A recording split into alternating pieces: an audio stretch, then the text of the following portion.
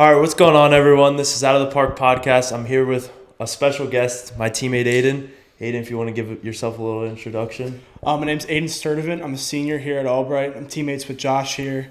I play infield. I'm a business major, and went to high school really close to Josh. I went to Calico High School. He went to Garden Spot. We played against each other in Section 3, and I've known him since high school. Yeah, no, I think that's a very crazy thing that we actually did play against each other in high school and everything, and then ending up at the same college just a couple years later was a different thing, because I know Coach Perry came up and asked me about you, and I was like, yeah, like I played against him a lot. So it was definitely a cool experience to have you come last year as a transfer and just like play with you on the same team, unlike when we played against each other all the time in high school. For sure. And, through my transfer process, I think it was definitely nice to have a familiar face, someone I could connect with within the team, because but other than Josh, I didn't know anyone else on the team.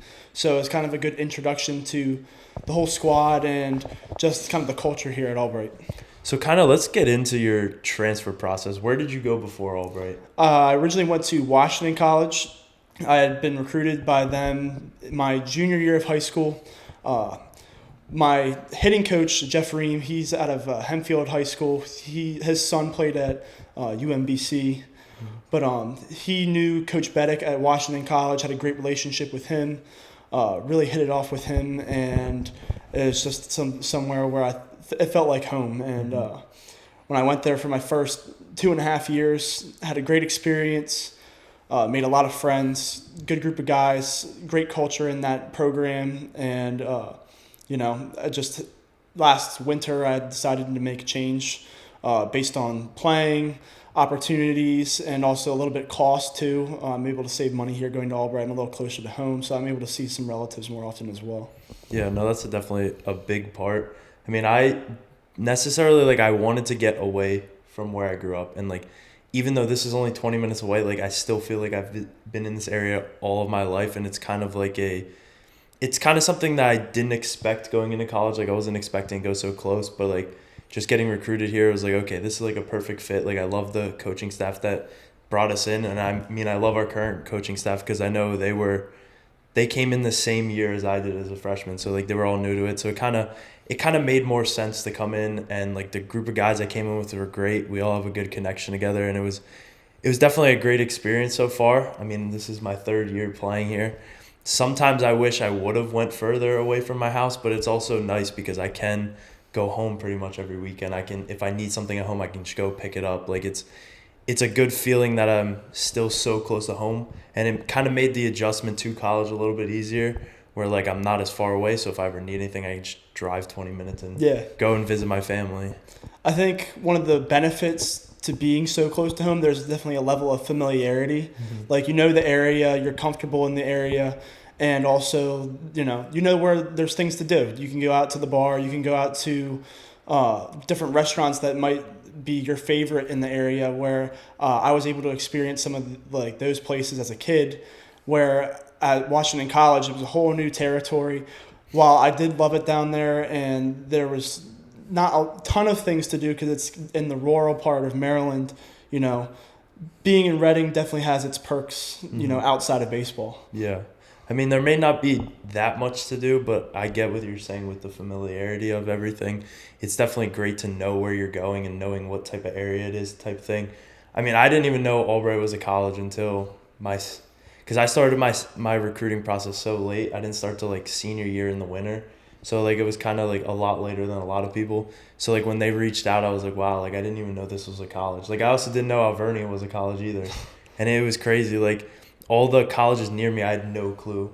Didn't know any of them existed. So it was definitely cool to get one that's super close, and it still feels like home and everything. So did you always have the dream of playing college baseball? Yes, since a young age, probably 9 or 10, when I started playing travel ball, playing college baseball was definitely a goal of mine. My dad played college baseball at Millersville University. He also played football there, and my mom played volleyball there as well. So I grew up in an athletic household and always knew that athletics would be kind of part of my life and something that I wanted to carry into my further education. Yeah, I mean, that's kind of opposite of me. I didn't necessarily know I wanted to play college baseball. Like, there's always, as a kid, like, you're always like, oh, yeah, I want to play pro baseball, everything like that. But, I mean, as I got kind of closer to coming to college, I was more of, like, doubts. Like, I was like, oh, I don't know if I actually want to play. Like, is it something I still want to do? I'm glad I picked it because it's a great experience. It teaches you a lot of lessons coming to college. Like, you're taught so many different lessons than you are in high school, and it's almost like a job as well now. Correct. So like you're kind of getting into the workforce super early, but you're not getting paid. So I think that's a positive to playing sports at like a lower level is like you're still putting in so much work and you're not getting paid for it. I don't necessarily think all of these bigger name athletes should be getting paid as much as they are, just because I feel like they focus on that a little bit too much rather than perfecting their game. I don't know what your opinions are on that. With the whole thing with NIL and the college baseball and athletic atmosphere, I think some of the students definitely should be compensated for what they give their schools. Mm-hmm. For instance, like Shedeur Sanders, like, and some of the bigger names like Archie Manning and even like smaller level, lesser known guys. Like I played with Nick Kurtz as a young kid who was the number 4 pick in this past year's draft. Like he went to Wake Forest and probably should have been compensated for the attention he brought to Wake Forest. Mm-hmm. But I think there needs to be a level of regulation with the amount of transfers and that NIL brings, because now a bunch of athletes are just chasing money and not staying committed to the schools that they committed to. Mm-hmm.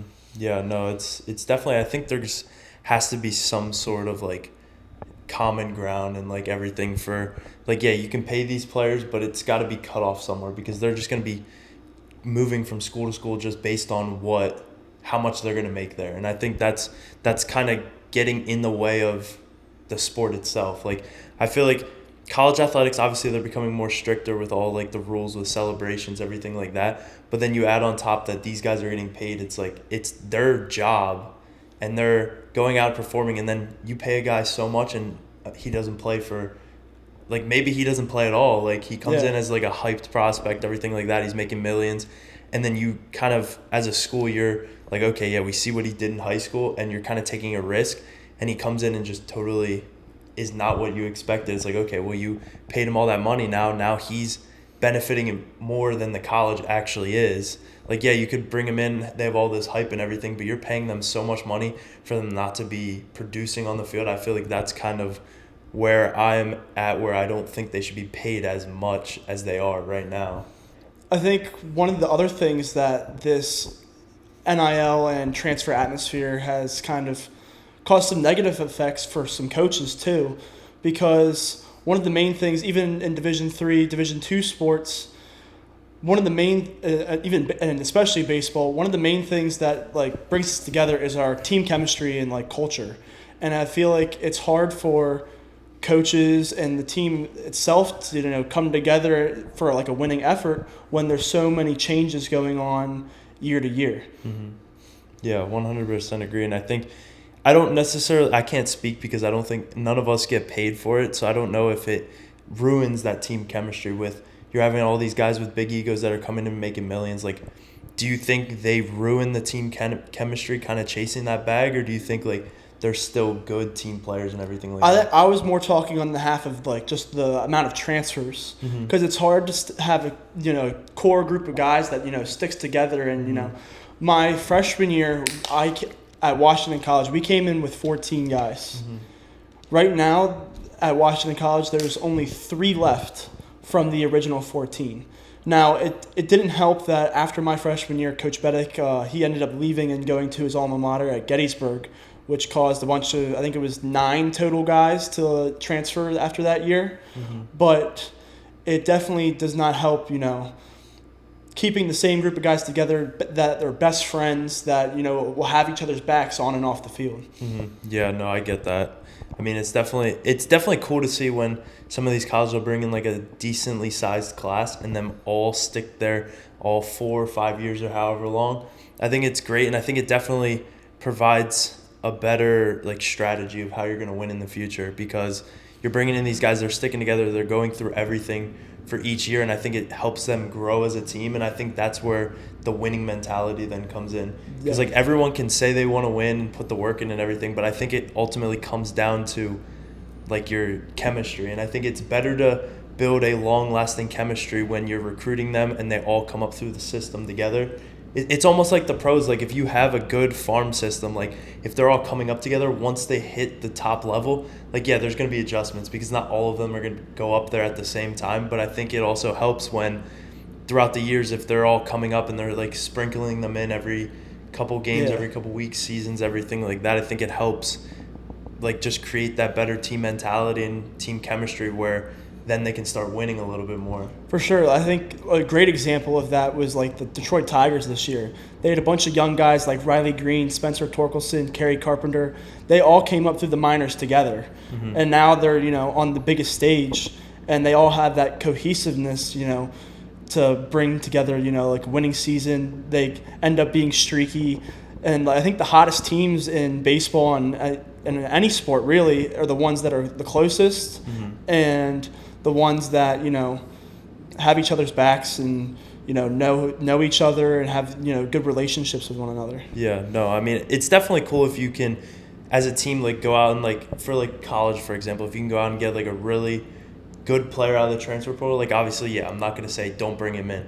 But like I think it's better if teams stick to their like core group and everything because you've been coaching them for so while, so it's like they grow together. But like yeah, you sprinkle in like these top players, like yeah, it's obviously gonna help the team overall, but it's whether or not they can fit the team chemistry. And I think bringing you in was a good thing because I mean obviously it took maybe like a couple days for you to adjust and like truly join our chemistry. And I think over the last year, like we've all grown together and like we've accepted you, brought you in and everything, and it's paid off so far. I mean, we definitely have been playing a lot better baseball. For sure. I think this is one of the teams that I've had the most fun with because of the turnaround that we've been able to have. Like when I was a freshman, we played Albright down in Florida, and unfortunately, we lost to Albright. And that year they were 1-39. We were their only win. And now, 2 years later, 13 wins? Something like that. And and half of our losses were probably 2 3-run games that we easily could have won. So like we are in a good position where I think we can at least go 500 this year. Oh, 100%. I think we can definitely get over that hump of 500 and make a push into the playoffs. And I mean, I wish I was there for that game that they beat you guys because I think that would have been a great experience because you guys were ranked at the time, correct? I think we were either ranked or we had at least top 25 or top 40 votes. Mm-hmm. Yeah, wow, that's crazy for such a team that didn't have that much. I mean, yeah, who would have known that they would have went 1 and whatever throughout the rest of the season, but for them to go down and take you guys on, and I mean, I would imagine that some of them went in with the mentality like, yeah, like we don't have that many expectations and everything, so we can kind of go play our game, and it seems like they definitely played their game against you guys. Shout out Eddie Cruz. Yeah, I mean, from what I heard, he did an amazing job with and was a big part to that win. So it's great to hear that. So like, it feels like almost like you were under the mindset of like if you can't beat them, join them type deal. Not necessarily. I think it was more when I came to join Albright, it was more about what I want my goals to be. Like, I love the team there at Washington College. I had a great group of guys, but, like, I wanted to see what I could do at the college level. Mm-hmm. In my first 2 seasons at Washington, didn't get many opportunities. My first year, I was behind a senior third baseman who batted close to 400. And then my sophomore year, I think I had 20 at-bats throughout the season, and 11 of them came in the last week and a half of the season. Wow. And so, like, I just wanted something a little bit different where, like, I can go show what I can do and, go play and have fun. Because it's not fun all the time, sitting on the bench and just standing there for 18 innings on a Saturday. You could be doing so much else. Mm-hmm. Yeah. I mean, it's definitely the downside to playing college sports because especially coming in, like, there's already guys that have established themselves and they're ahead of you. So, obviously, they're going to get the better playing time. I think it's just about proving the coach wrong and everything. And I think you've definitely found a home where you can compete and everything like that. And we all have that competitive nature in us. So it's definitely good for our team wise. So kind of how was your transition into college? Transition into college at Washington or Albright? I guess you could hit on both of them. Those are kind of two. I think my transition to Washington College was pretty, seamless. I think one of the great aspects of college sports is when you walk on campus, you automatically have a group of 40 brothers, 40 friends. And it makes the transition to college so much easier, where you already have, a core group of friends and teammates where you don't feel like a stranger to anyone. And it also helps you connect with other teams that are also at the institution, where like at Washington College, I had pretty much a friend on every team. And we would all hang out, we would all go to parties together. And the cohesiveness of college athletics is very like united at each institution, where, teams are very supportive of each other. I know at Washington College and even at Albright, a bunch of the other teams come out and watch our games, and then vice versa. We go watch some of their games as well. Mm-hmm. So I think being part of that community is something that's very valuable in, making your introduction to college. Academically, I was a 4.0 student in high school, so I wasn't necessarily worried about the academics coming in. I was never really a big fan of school, but I was very good at school. So it didn't really make a change for me. Mm-hmm. Yeah. No, I mean, I was definitely worried coming in, like, oh, is it going to be, like, harder than high school? And if I'm being completely honest, I don't think there's that much of a difference. Like, yeah, we're doing a lot more work, but you also have a lot more time to get it done. Especially with, like, sports and everything, like, yeah, we practice, everything like that, but there is ultimately more time to get your work done, and it seems like it's not as much work as it was in high school. Yeah. And I think that's a positive thing that coming into college, but it's also something that I don't enjoy. I don't like going to class. I don't like doing my work and everything, but it's something I have to do in order to be able to play baseball. So my academics all high school were good. College, they're actually really good. They're better than I thought they would be just because of the whole transitioning part. But yeah, kind of going back to what you said about like having like friends built in pretty much.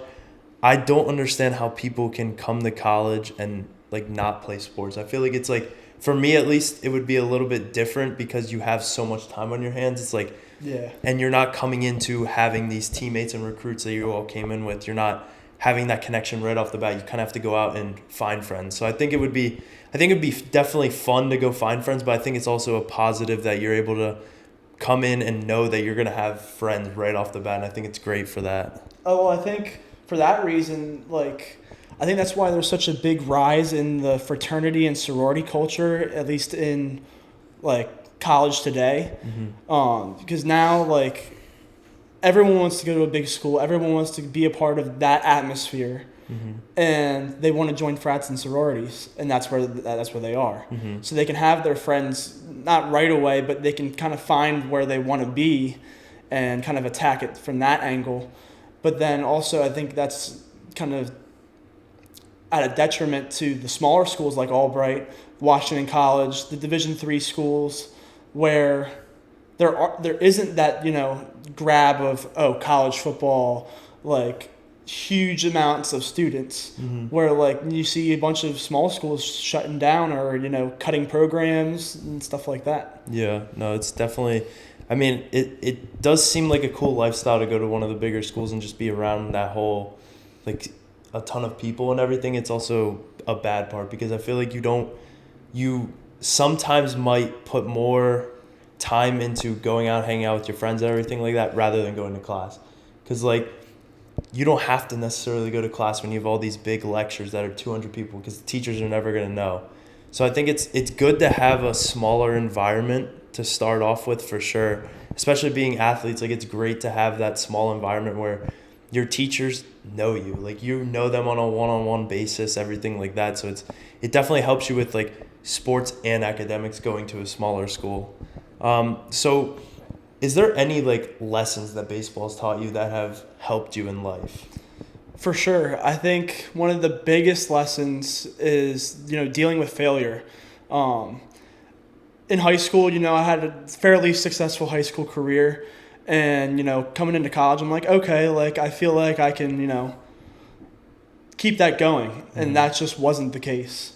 My first 2 years of college, really struggled. Even this past season as a junior, like, I didn't have a bad season. It wasn't great, but at the same time, you have to learn how to deal with failure, have to deal with, what life throws at you. And I think that's one of the biggest things that baseball has brought to me. Another thing that baseball really has taught me is like the value of relationships. Relationships with teammates, coaches, colleagues, your family. It just helps so much in the long run, like knowing different people, being connected around just even the entire country, because there's kids from a bunch of different areas that I've played with that know this person, they know this person. I'm like, oh, I know that person too. Like the world is a lot smaller than you think once you start, reaching out, connecting with people. And it's been one of the main things that's helped me, in my career goals as well. Yeah, no, connections are definitely a big part to life. And I think it's almost the most important thing you can have in life is who you know and who can kind of help you level up and everything. Because, I mean, with this podcast, like, yeah, we reach out to a lot of different guests. Like, sometimes we get them, sometimes we don't. But the ones that we do have on our podcast, it's like, it's not just us recording with them and then it's done. Like, we try to keep that personal connection with them where it's like we're checking in on them. We're able to have like a conversation back and forth, like get advice from them.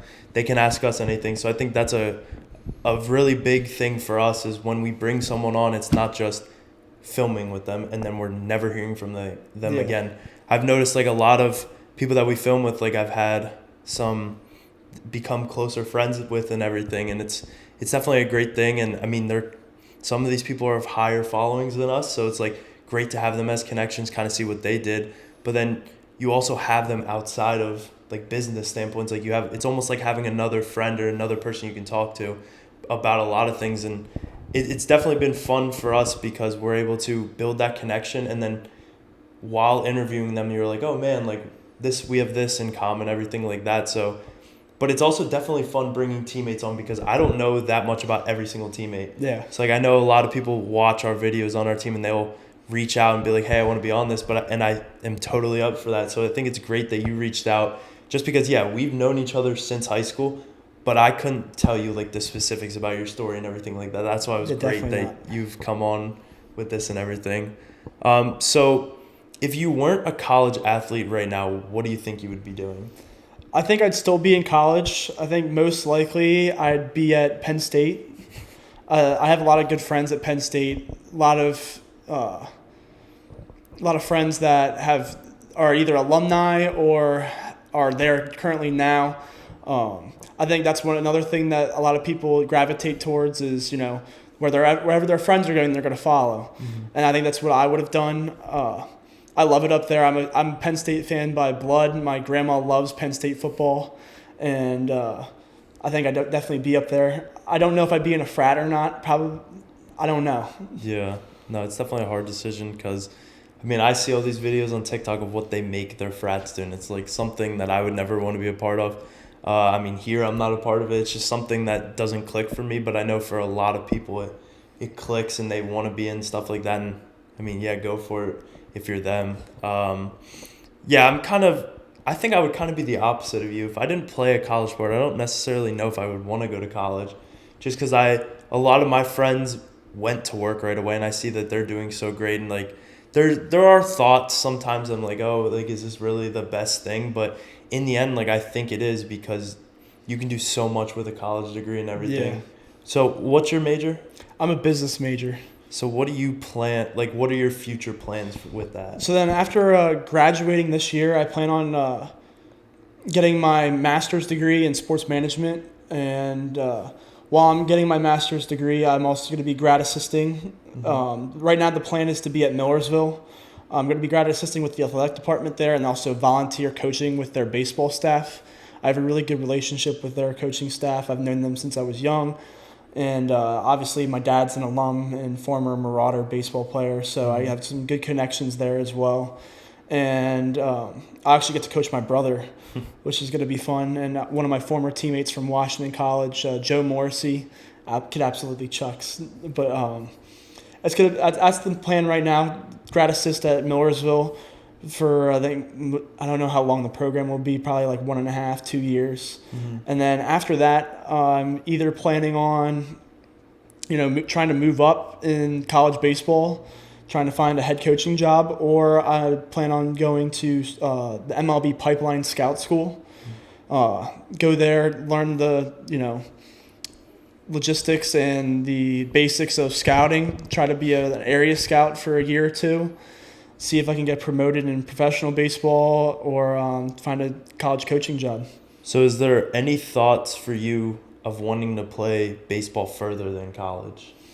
After college, I've always wanted to play professional baseball, and after interning in independent ball this past summer, I really want to play independent ball this coming summer after I graduate, right before I enter grad school. There's a couple different leagues that play good baseball, and I think I could go compete and not look stupid, and so I think it's a good opportunity not only just to be able to say I got paid to play, but it's a good resume booster for my career. Yeah, 100%. So let's kind of get into your internship. You had a pretty interesting one, in my opinion. You kind of just want to go over that? Yeah, so I was the baseball operations intern for the Lancaster Stormers. They're a team in the Atlantic League, which is a partner league with Major League Baseball. They were the first league to implement the bigger bases, the pitch clock, and I believe they might have done the robo-umps for a year. I'm not sure. But the Atlantic League is, a league that features players from all of affiliated ball that get dropped and released. There's been some big names, at least in this past year, that have come through the Atlantic League. Jackie Bradley Jr., Pablo Sandoval, AJ Alexi. One of the guys in the Stormers was Isan Diaz, who was part of the Christian Yelich trade from Milwaukee to Miami. So there's a bunch of good level players and high level talent that have come through the Atlantic League, and some guys even get signed and go on and play in the bigs.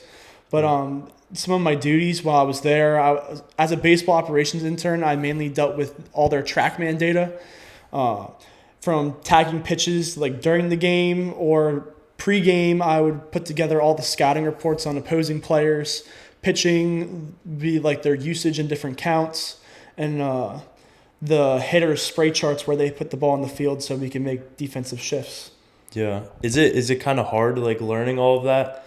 How to use everything like that? I'd say there is a little bit of a learning curve when you first start, but for the most part, being a baseball player, it definitely helps. Knowing the differences between all the different data and stats. In addition to the TrackMan stuff, I also filmed player development video for the coaching staff, and also ran some youth camps.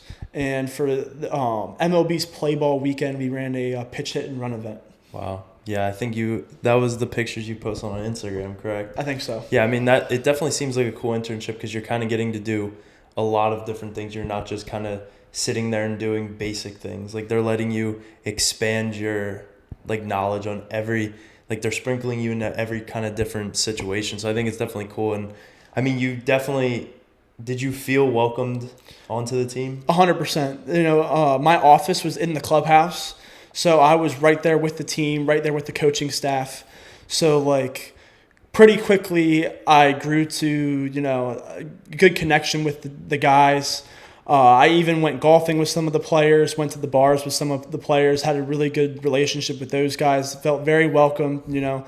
Over the summer, since the internship was unpaid, in the mornings I would work at Fox Chase Golf Course, which is a local golf course. I've worked there for 6 years. So in the mornings I would clock in there, and then I would drive into the stadium in the afternoons, and there was nothing more than I look forward to than driving into that stadium, because every night was just something new.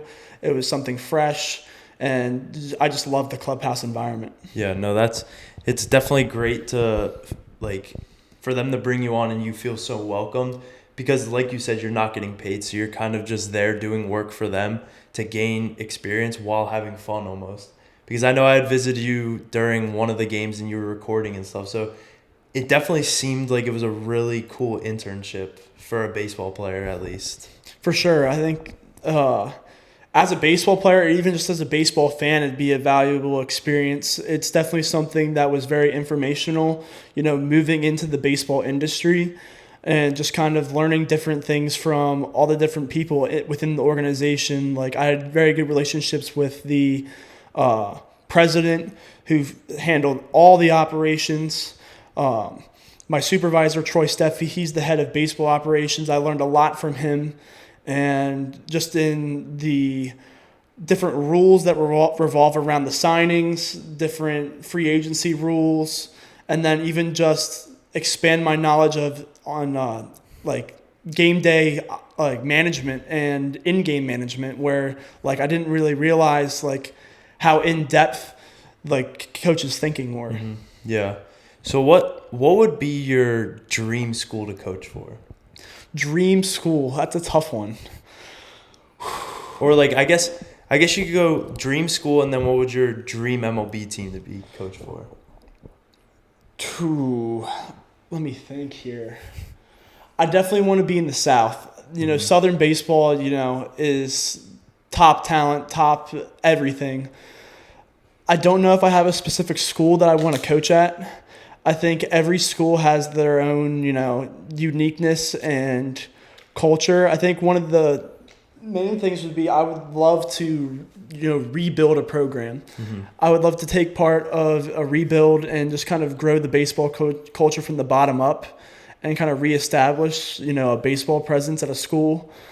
And then in pro baseball, I'm a Yankees fan, but I don't know if I want the pressure, in the Big Apple. So I think any team that would hire me, I'd be happy to work for. Mm-hmm. It's just something that, there's so many limited opportunities in the field that I'd be grateful for any of them. Yeah, it's such a difficult company almost to get into, because there are a lot of people involved, but the things that they do are so complex. So it's kind of hard to start out in such a high position and everything. So you kind of just have to build all your knowledge on specific things and then kind of work your way up. And it's like you said, it's a difficult place to get into, because you see on the outside, there's so many jobs, everything like that, but there really isn't that many jobs involved. Each team has a ton of personnel that takes care of stuff, but trying to get in there is just so difficult. It's almost like playing, there's only certain spots on a team that Correct. You can fill, and then once you're done, it's you still have thousands and thousands of people that are out there waiting for that opportunity. So I think it's a good thing that you're kind of keeping your mind open and not set on one specific team, everything like that. But I think that's also another life thing, is you can't set your dreams for one thing. You kind of have to it's great to have goals, everything like that, but you also have to have in the back of your mind a backup plan almost. Yeah. And I mean, like you said, it's ultimately about who will give you a shot and will help you grow in your field. For sure. And I think it's also tough, there's a lot of guys in the minors, in the majors, that end up retiring, but then they still want to stick around the sport. So then their organizations end up hiring them for some of the positions that, thousands of other people mm-hmm. are trying to fight for. So it's, really difficult to get into. It's really about who you know, and, just that first job, even though it might be terrible, it might suck, could open the doors down the road for something, bigger and better. Yeah, no, that's the positive side to all of this, is you can work your way up and hopefully get to your dreams at some point. So kind of outside of baseball, everything related with that, what else do you like to do?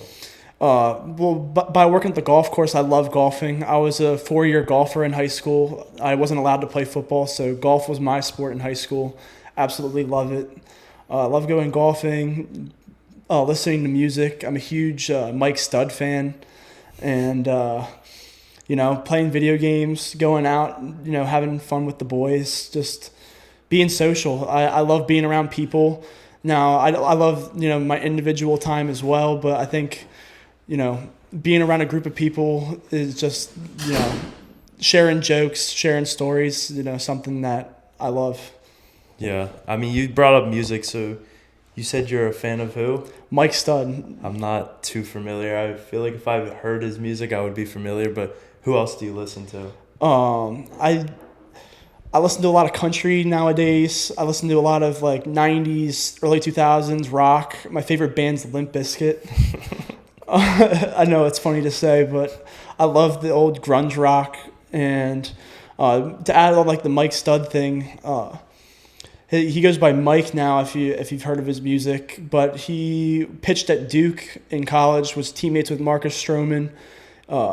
He actually pitched in the Cape Cod League and then blew out his elbow, had to get Tommy John, and it ended his career. Wow. And then that kind of turned him to music. And one of the messages that he shares in his music is that, like,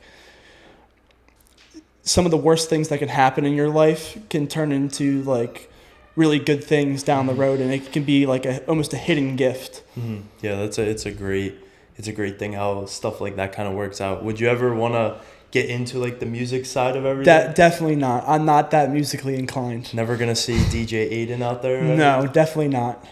Especially after being voted the worst guy on aux by Washington College baseball. Wow. That's crazy. I did not know that you were voted that. Because you definitely have part in some of our music, correct? For sure, yeah. I created our lifting playlist, and I think one of the things that people don't like about me being on aux is I have so many different genres that I like, and I like mixing it up. Mm-hmm. Where like it's hard to please everyone. Mm-hmm. And even being on such a large team, like guys like so many different types of music. Like Xander's a huge like metal guy, but then like Johnny and Hayden are more country guys. Mm-hmm. So, and then there's guys that just love rap, and I'm not a huge rap guy nowadays. I liked rap back in high school, 2016 to like 2019 era, Trippie Redd, Juice WRLD, Lil Uzi. I love that rap, but I think I've outgrown rap since then. Yeah, I mean, I definitely listen to a variety of different genres of music, but when I do go in the weight room, 99% of the time will be rap, just because that gets me like more hyped to be in there and everything.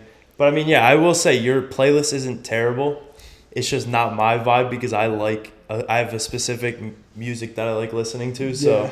But it definitely brings the energy into a lot of people. Like, yeah, we do all have favorite genres and artists and everything like that. But at the end of the day, people kind of push that aside and listen to the music, and we do get hyped for a lot of songs. And that's what I liked about this year's. Our lifts they seem more energized because we're able to use music and everything. For sure. And I think one of the things that's kind of helped us this year is being with strength coach, almost full time, where last year we had individual like group lifts without a coach, and so we just kind of in there by ourselves. Mm-hmm. But yeah, I mean, I like that individual lifts that we have with ourselves, because you still see teammates lifting together, everything like that. But I do like that we are doing a lot more lifting together. We're all in one area. As hard as it is to fit 60 plus guys in one area, it does motivate you a little bit more, because you have everyone cheering you on. And we're held accountable. Mm-hmm. When in the individual groups where it might be 5-10 guys, there's a couple guys can just mess around in the corner and not do what they need to do to put in the work. And with a coach being there, with 50, 60 other guys there, you got to get your work in, because you're not only competing with them, you're competing against all the other teams that are doing the same thing. Mm-hmm. Yeah, I mean, I've liked the past 3 years of our different lifts. I like just kind of, there's a variety of like, sometimes with a coach, sometimes not. I kind of like how we were able to figure out what works, what doesn't, everything like that. But I'm ultimately someone that likes to lift either by myself or with like a smaller group.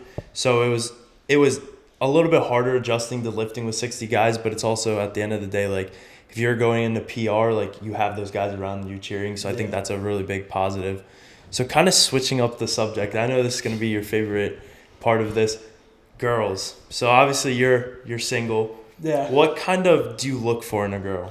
I think one of the main things you got to look for is, a good smile. Love a girl with a good smile, good face card.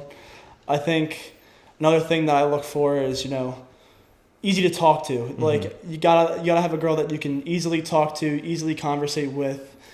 I think social media today, you almost talk to too many people, where people are kind of almost a little deterrent to talk to new people, new faces.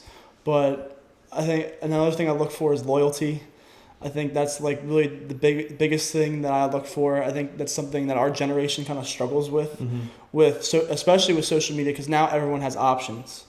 Everyone, they see their potential of who they can get, but when the person that they might need or might be the best for them might be here. And I think that's kind of been something that's kind of hurt our generation in the dating world. 100%. I mean, I'm kind of the opposite of you I've never actually been in a relationship. So but that's by my own choice, where I'll hang out with a ton of different people, get to know people, but it's just for my choice right now. I want to be able to build my finances. I want to be able to build my life, get my confidence and everything up to the point where then I feel perfectly fine with getting into a relationship with someone. And I mean, I have a lot of different things I look for. I mean, I look for someone that has goals and is starting to show signs of being successful. Because at the end of the day, I want to date someone that's going to build with me. We may have two totally separate jobs that don't collide at all together. But I want to be able to know that at the end of the day, we're both building in the same direction. We have a similar goals, everything like that of success. And I think that's a huge thing that not many people look for nowadays. It's all about, it seems like it's all about looks and everything like that. But at the end of the day, if you're going to spend the rest of your life with someone, I feel like you have to be able to grow together, and you have that level of trust as well. Because it seems like a lot, like you said with social media, you're not able to trust as many people anymore, because they can easily go out and replace you, or people are always sliding in their DMs, everything like that. So it's a difficult time we live in for dating and everything of that nature. To kind of contrast with what you said, I don't necessarily need a girl that's super successful. I want a girl that has goals, that's driven, and kind of has their stuff together. But I don't need a girl that is aimed super high in their career. Because down the road, I want to be able to just provide for my wife. I want my wife to be able to stay home with the kids. Because one of my mom gave birth to me and my brother. She stayed home with us, and she said it was one of the most valuable things she's ever done. Well, my parents were poor. They had basically no money to their name. And my mom still chose to stay at home with us, because she knew that raising us was more important. And I think that there's value in that, and creating a family is more important than seeing how much money you and your significant other can make, or how successful you and your significant other can make, because you can't take that money to the grave. It's about raising high quality individuals. It's about having a close family relationship, a good relationship with your wife, and your legacy isn't based on your success. It's based on your kids, what you leave behind within the stories that you create.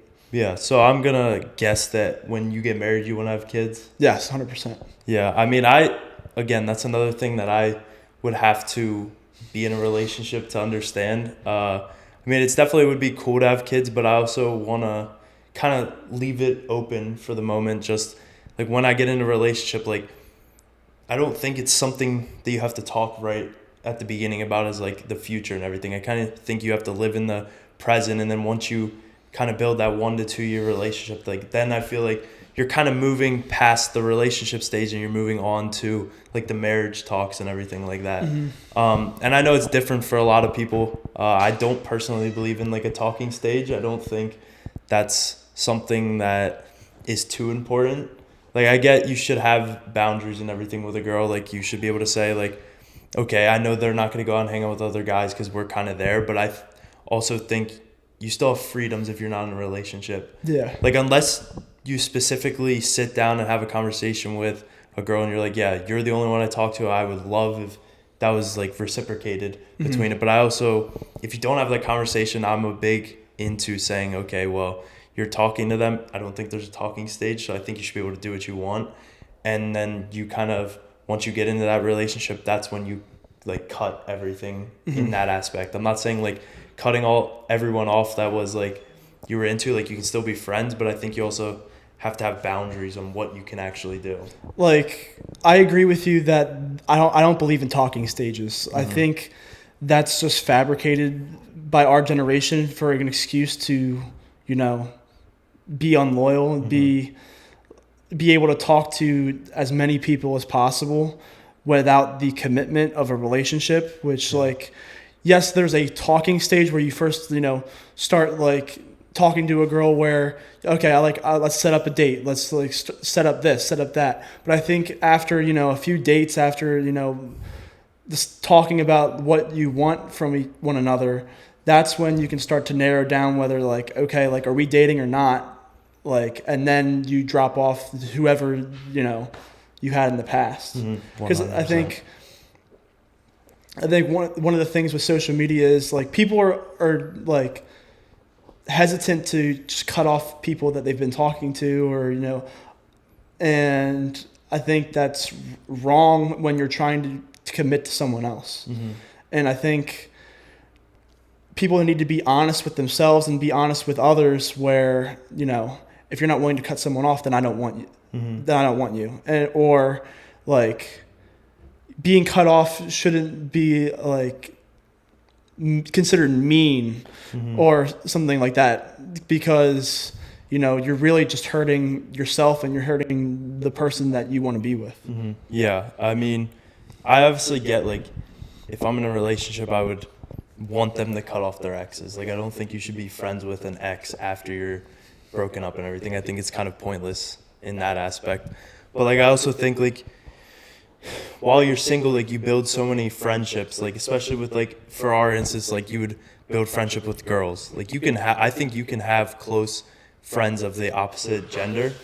I think as long as it's not, there hasn't been a physical history behind it. Like I totally would love to be in a relationship where like my girlfriend has friends and she's able to hang out with them, everything like that, because that's all just about like your past. Like you built all these friendships, and I don't believe that you should have to cut every single one of them off. Correct. As long as there's nothing like kind of fishy behind it. Yeah, like one of the things though, like I kind of disagree where I feel like you shouldn't have that many friends of the opposite gender, because like if you really think about it, does your dad have a girl best friend? Does your mom have a boy best friend? No, you don't. They're their best friends. They're together. So, like at some point you got to cut the friends of the opposite gender off. You know what I mean? Yeah, I mean, I do get what you're saying, and that's a valid point. No one's ever actually brought that up. So like I get what you're saying there. Yeah, your parents really don't have friends of the opposite gender. But I also think like, I don't know, you kind of stumped me on that one. That was a great point.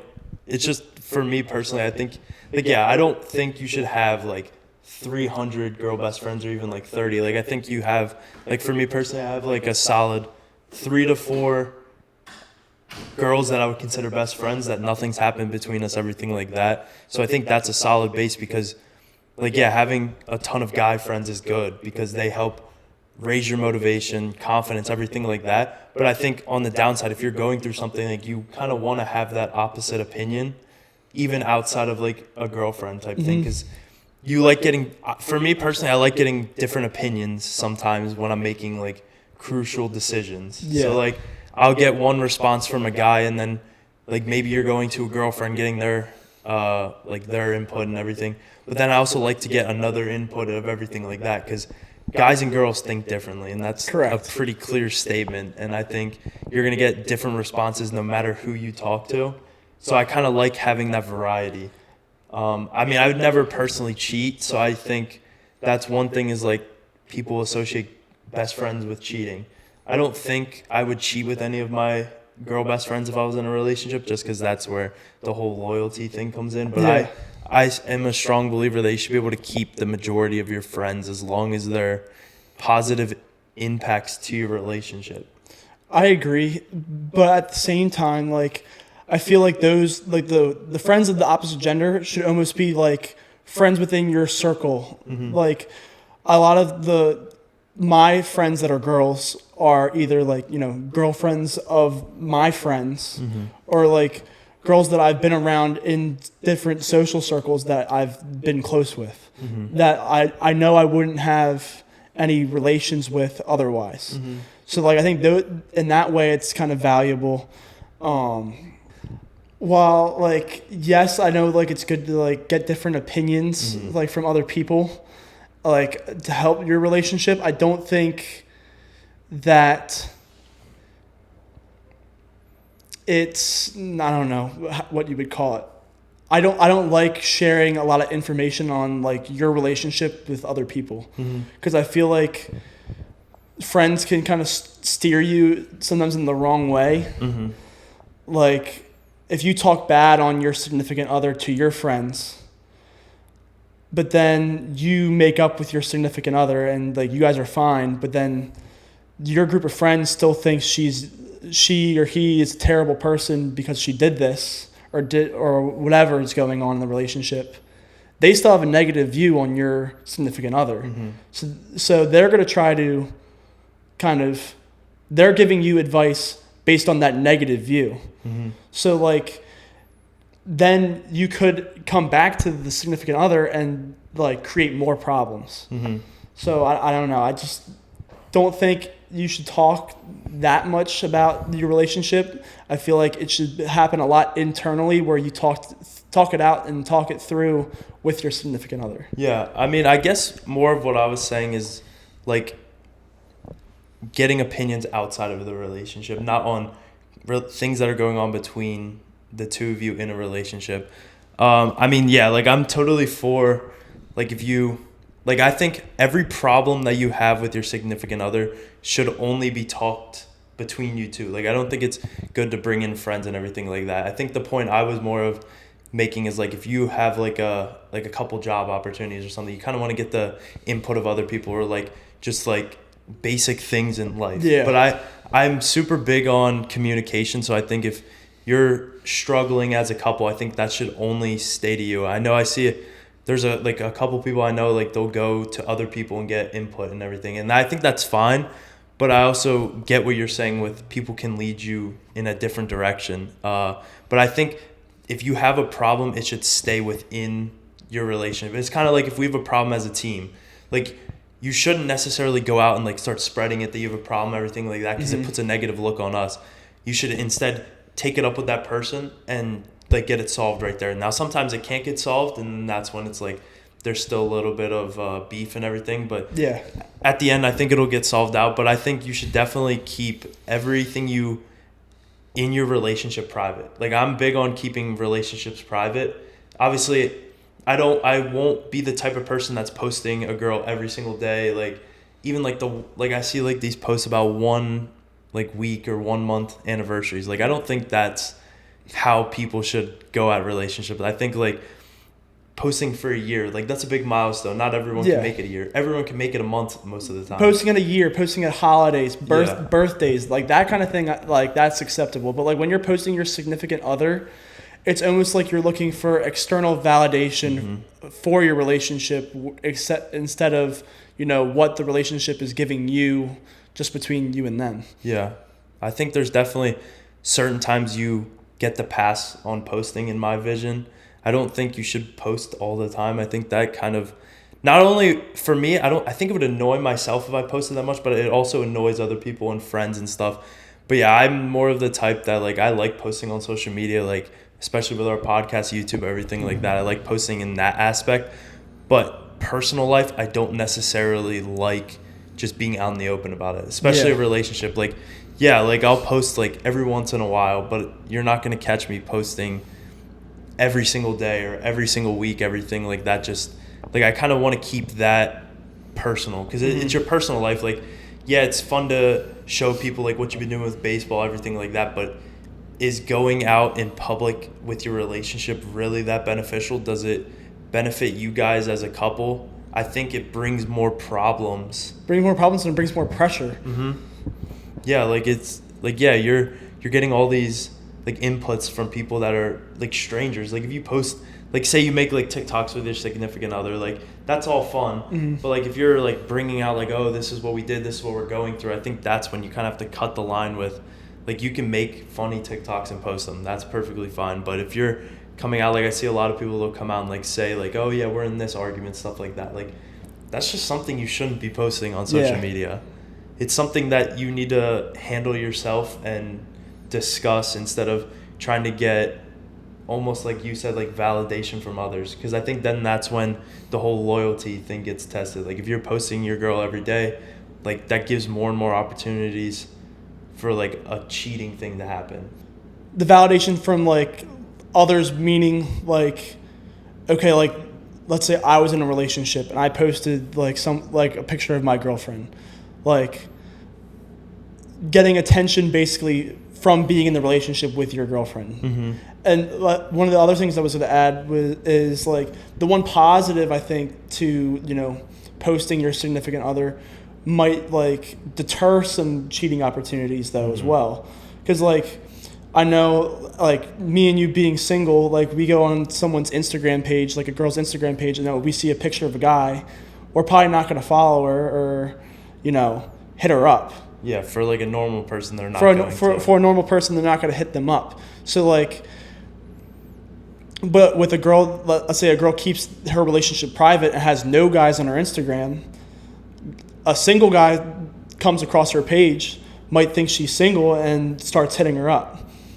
Yeah, I guess that comes in with the whole loyalty part where you kind of have to know that she's gonna decline them or anything. Yeah. But like, yeah, like if I had a girlfriend, like I'd still like post them every once in a while. Like it'd be cool to have them up on my page, but like you're not gonna catch me putting their like Instagram in my bio. I think that's kind of cringy. No, you can't include their Instagram. I think that's just like such a childish thing to do. I mean, the people out there that do it, like good for you. If that's how you want to attack your relationship, go for it. But I think it's just so like middle school type thing to have your girl in your Insta. It's kind of almost like a downside to the relationship. Like you can have the most confidence, but you're posting your girl in your bio. It's almost like it's almost insecurity. Yeah, like it's like you're insecure that she's flirting with other people and like other people are looking at her. It's like, all right, well, like what's that really gonna do? If you're going onto a girl's or your page and like someone clicks on the link, like okay, if I see that, like I'm like, wow, they must be like really scared that she's gonna leave or something, that they have to put her Insta in their bio. In the bio, yeah. Yeah, I just think it's a cringy thing. So my last question is, for all the single guys out there, what's your best piece of advice to picking up a girl? I know it's cliche, but you gotta be yourself. Everyone has their own way of talking to other people. You just gotta be authentically you. I think the biggest point is you gotta be unique. You gotta be unique in grabbing a girl's attention. I know I have some peculiar, first lines and stuff, but you hope they work, and if they don't, so what? You gotta learn to handle the failure and handle the no's, and just kind of on to the next. You could be 5 no's away from finding the right girl for you. You could be 20 no's away from finding the right girl for you. But, it's just about, going out, talking to people, being confident. I'll go approach a couple girls when I go out to the bar, when I see people in public. And, I'm not scared of talking to anyone. It's just go up, start a conversation, see what happens. Yeah, you gotta have the confidence to not be scared of rejection, because you're going to have rejection all of your life. Like not everything's going to work out how you plan. So I think just getting yourself out there is so much more beneficial than kind of having that fear of getting rejected. I know there's a couple of my friends, they get like scared if they have to go talk to a girl, and that's fine. It's just something that you have to kind of learn, that in the future you're going to have to talk to people that you don't know. And if you're waiting for a specific like girl to come into your arms, like it's most likely not going to happen. It's not going to happen. You have to talk. And I think the confidence is so key when talking to girls, is you have to have that confidence, because if I was a girl at least and I'm talking to a guy and I can see he has no confidence, like you're getting kicked right away. Yeah. I think it's like something a big thing that girls look for is confidence. I think one of the biggest things that's helped my confidence has been a change of my mindset when like walking up and talking to a girl. Is you got to almost think like when I start this conversation, I'm questioning if I like her, not her questioning if she likes me. Mm-hmm. Where like you're testing her and you don't let her test you. Mm-hmm. Where like you just kind of see where the conversation goes. See, what she's like, and if you don't like her, just walk away. Mm-hmm. Like, it's not that big of a deal, say, oh, have fun tonight, go on and just go on your separate ways. Yeah, I mean, it's a great thing if you have that connection and you want to further it. If you don't, I think it's perfectly all right to just be like, well, this is a dead end. Like, enjoy your life. I don't really want to be a part of it necessarily. So I think it's a great thing that we're able to do is, like, you can talk to someone. You like it? No. Like, you can hang out with them more, but if you don't like it, it's just kind of go on with your life, and that's just all comes back down to the point of taking risk and going up and talking to people. Yeah. So that's all I have for you. Do you have any questions for me? I don't think so. Not at the moment. We talked a lot about baseball, talked a lot about relationships. Mm-hmm. Look forward to playing my last year of college baseball with you and see what happens. Yeah, I think we're gonna have a great season. So I just want to thank Aidan again for coming on the podcast. This was a great one. I know I love getting to the relationship aspects, giving my opinions and everything. And then we also got into his story and everything. Great story of everything like that. Aidan's socials will be somewhere in the video. I know our editor is good at putting all of that stuff in there. So go give him a follow. Keep up with his life in baseball, his internships, everything like that. And yeah, I'm not sure when this will be posted, but it'll be posted at some point. But for everyone that watches this, keep watching, keep up the support. I know me and Tyler appreciate it so much. We're slowly growing every single day. We're getting all these very high-level guests, and we're just able to build that connection. I think it's great. But I just want to thank all of you for watching this. Thank you, Aidan, for coming on. This was Thank a great you for having me.